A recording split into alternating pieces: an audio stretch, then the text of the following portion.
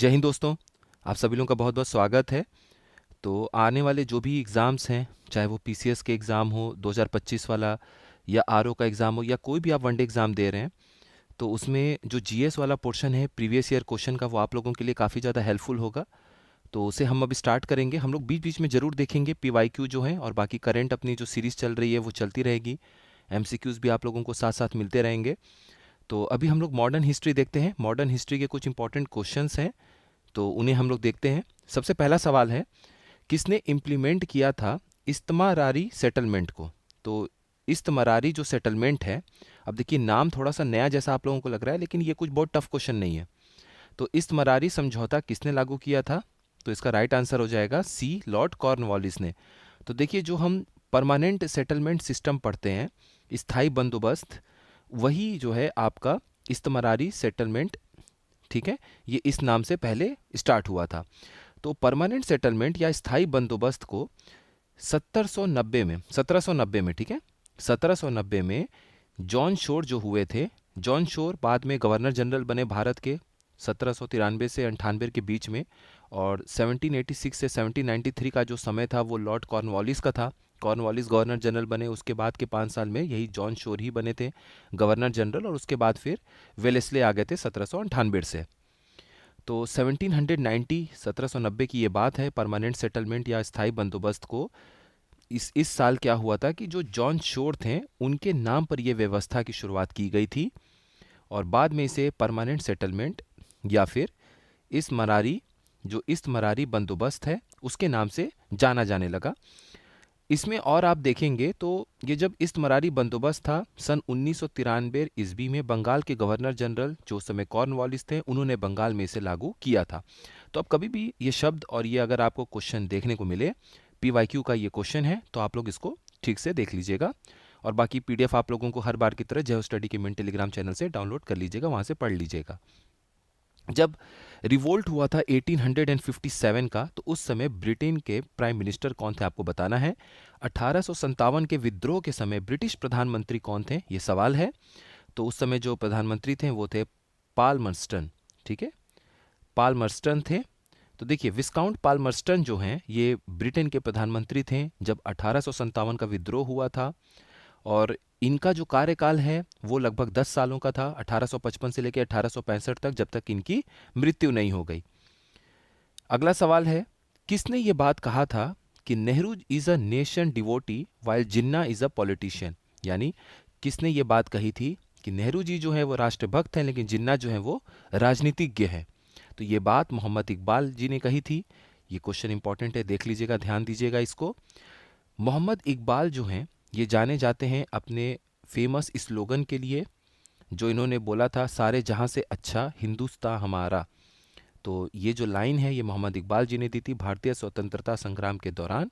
इस बात को ध्यान रखिएगा, ये बहुत फेमस नारा हुआ था, सारे जहां से अच्छा हिंदुस्तान हमारा। अगला सवाल है, इनमें से कौन स्वराज पार्टी से रिलेटेड नहीं है? यानी निम्नलिखित में से कौन स्वराज पार्टी से संबंधित नहीं थे? तो मोतीलाल नेहरू जी का संबंध है, अयंगर जी का संबंध है, विट्ठल भाई पटेल जी का संबंध है, सी राजा गोपालाचारी जी का संबंध नहीं है स्वराज पार्टी से।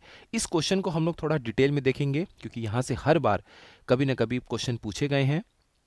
तो देखिए, इतना हम लोगों को पता है कि 4 फरवरी 1922 का वो साल था जब चौरी चौरा का इंसिडेंट हुआ, चौरी चौरा का कांड हुआ।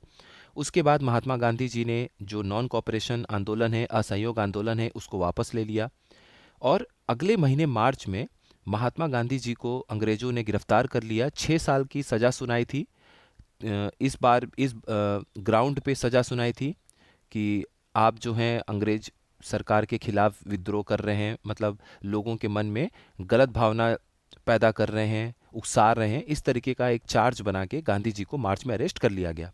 गांधी जी जैसे ही मार्च में अरेस्ट होते हैं, उनकी गिरफ्तारी होती है, उसके बाद जो बड़े बड़े लीडर्स थे उनमें आपस में एक डिबेट छिड़ गया, बहस हो गया कि अभी तो असहयोग आंदोलन पूरी तरह से कामयाब हुआ नहीं, 2 साल के बाद अचानक से महात्मा गांधी जी ने चौरी चौरा कांड के बाद उसे वापस ले लिया, अब हम आगे क्या कदम उठाएं, क्योंकि महात्मा गांधी जी को अंग्रेजों ने 6 साल के लिए कैद में रख लिया है।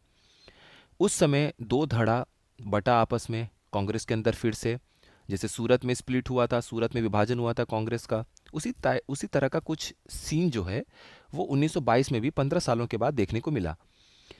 एक ऐसा तबका था जिसे लीड कर रहे थे चित्तरंजन दास जी, मोतीलाल नेहरू जी और अजमल खान जी। इनका कहना था कि आप सभी बहुत सारे जो लीडर्स हैं, राष्ट्रवादी नेता हैं, आप लोग अभी भी परिषदों को बहिष्कार करके रखे हुए हैं। आप कह रहे हैं कि चुनाव नहीं लड़ना है। हम लोग ये चाहते हैं कि अब आप इस रट को हटाइए, जीत को ख़त्म करिए, और जो भी चुनाव होंगे उसमें हम सब पार्टिसिपेट करेंगे, हमारी भागीदारी सुनिश्चित होनी चाहिए, और उसमें चुन कर जाते हैं प्रतिनिधित्व के तौर पे, लोगों के प्रतिनिधि बनकर, और वहाँ पर अंग्रेज़ों से अपनी बात रखेंगे। या तो हम परिषदों को ख़त्म कर दें, चलने ही न दें, या फिर वहाँ जाके उनमें बदलाव करें। बहिष्कार करने से कुछ नहीं हो रहा है, अंग्रेज अपना बिल पास करा ले रहे हैं, अधिनियम बना ले रहे हैं, एक्ट बना ले रहे हैं। तो ये जो एक तबका था उसको लीड किया था चित्तरंजन दास जी ने, मोतीलाल नेहरू जी थे उसमें, और अजमल खान थे। दूसरी तरफ एक और ऐसा तबका था। अच्छा, ये जो ग्रुप है चित्तरंजन दास जी, मोतीलाल नेहरू और अजमल खान जी का, ये कहलाया स्वराजिस्ट, ठीक है, स्वराजवादी या फिर परिवर्तन के समर्थक थे, कि प्रो चेंजर्स हैं, बदलाव करिए। किस चीज़ में बदलाव करिए? अपनी सोच में बदलाव करिए कि हमें बहिष्कार करके नहीं बैठे रहना है परिषदों का, चुनाव लड़ना है और वहाँ जाके अपने आप को साबित करना है कि हम राष्ट्रभक्त हैं। और जब तक हम नया आंदोलन नहीं कोई छेड़ते हैं, गांधी जी बाहर आके नया आंदोलन पे विचार नहीं करते, तब तक हम लोग जो बीच का समय है उसको इस तरीके से अंग्रेजों के खिलाफ इस्तेमाल कर सकते हैं। दूसरी तरफ एक और ऐसा तबका था जिसमें सी राजा गोपालाचारी जी थे। देखिए अभी क्वेश्चन में इन्हीं का नाम है, तो इनका स्वराज पार्टी से कोई लेना देना नहीं है। उसके बाद वल्लभ भाई पटेल जी थे, राजेंद्र प्रसाद जी थे और एम ए अंसारी जी थे। इनका ये कहना था कि नहीं, हम बदलाव नहीं चाहते हैं। किस चीज़ में? नो चेंजर्स हैं ये। किस चीज़ में बदलाव नहीं चाहते हैं? इस सोच में बदलाव नहीं चाहते हैं, अपने उस स्टैंड पे बदलाव नहीं चाहते हैं कि हम जो ये काउंसिल्स का बहिष्कार कर रहे हैं इसको हम वापस ले लें, परिषद का बहिष्कार का बात वापस ले लें और हम चुनाव में लड़ने चले जाएं। तो ये लोग नहीं चाहते थे। ये चाहते थे कि जिस तरीके से अंग्रेज़ों के खिलाफ महात्मा गांधी जी ने आंदोलन छेड़ा था असहयोग का, थोड़ा सा समय की बात है, फिर से हम किसी एक बड़े आंदोलन की चर्चा करेंगे, उसकी फिर से नींव रखेंगे और हम आंदोलन करेंगे अंग्रेज़ों के खिलाफ। इस तरह से चुनाव में जाके हम भागीदार नहीं बनेंगे। ये ऐसा कहना था इस धड़ का। इनको कहा गया था नो चेंजर्स। तो ये ध्यान रखिएगा।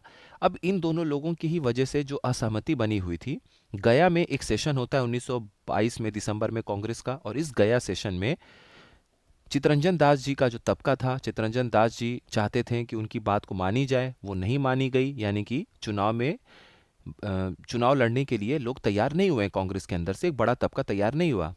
इस बात से नाराज होकर, दुखी होकर चित्तरंजन दास जी और मोतीलाल नेहरू जी ने अपने उस समय के जो कांग्रेस में पद पे बैठे हुए थे उन्होंने रिज़ाइन दे दिया। और रिज़ाइन देने के बाद जब उन्होंने त्याग कर दिया पार्टी का, तो वहाँ से त्यागपत्र दे दिया। उसके बाद वो लोग ठीक दूसरी पार्टी को बनाते हैं जिसका नाम है स्वराजिस्ट पार्टी या कांग्रेस खिलाफत स्वराज्य पार्टी। इस पार्टी का गठन होता है 1 जनवरी 1923 में। और जो उस समय उन लोगों का पद छोड़ने के पहले कांग्रेस में पद था, ठीक उसी समय, ठीक उसी तरह का पद दोनों ही लोगों ने नए पार्टी में भी लिया। जो तो फिर चित्तरंजन दास जी प्रेसिडेंट बनते, अध्यक्ष बनते हैं कांग्रेस खिलाफत स्वराज्य पार्टी के या स्वराजिस्ट पार्टी के, और मोतीलाल नेहरू जी महासचिव या सचिव बनते हैं, सेक्रेटरी बनते हैं। ठीक है, तो ये बात ध्यान रखिएगा, इस तरह से क्वेश्चन कई बार पूछा जाता है। अगला सवाल है, किसने इस्टेब्लिश किया था पहला इंडिपेंडेंट इंडियन गवर्नमेंट भारत के बाहर? यानी विदेश में प्रथम स्वतंत्र भारत सरकार की स्थापना किसने की थी? तो ये किया था राजा महेंद्र प्रताप सिंह ने। कहाँ पर? काबुल में, अफगानिस्तान में। तो आपको थोड़ा सा ये बैकग्राउंड पता होना चाहिए कि 1 दिसंबर 1915 को राजा महेंद्र प्रताप सिंह ने अफगानिस्तान के काबुल में भारत की पहली अस्थाई जो प्रोविजनल गवर्नमेंट है उसकी स्थापना की थी और खुद को राष्ट्रपति घोषित किया था। ठीक है, प्रेसिडेंट घोषित किया था। लेकिन अब इसके अलावा 2 और फैक्ट्स हैं जो आपको पता होना चाहिए। प्रधानमंत्री बनाया गया था मौलवी बरकतुल्ला को, और मौलाना उबैदुल्ला सिंधी जी को गृह मंत्री घोषित किया गया था। तो ये 3 फैक्ट हैं, आपको पता होना चाहिए। और उसके बाद जो राजा महेंद्र प्रताप सिंह जी हैं, उन्होंने अंग्रेजों के खिलाफ, अंग्रेजों के विरुद्ध जिहाद की घोषणा कर दी थी। अगला सवाल है, बंगाल का यूनिफिकेशन किस साल किया गया था? यानी बंगाल का एकीकरण किस वर्ष हुआ था? तो याद रखिएगा, ये 1911 नहीं है, ये 1912 है। बंगाल का यूनिफिकेशन जो है वो 1912 में किया गया था।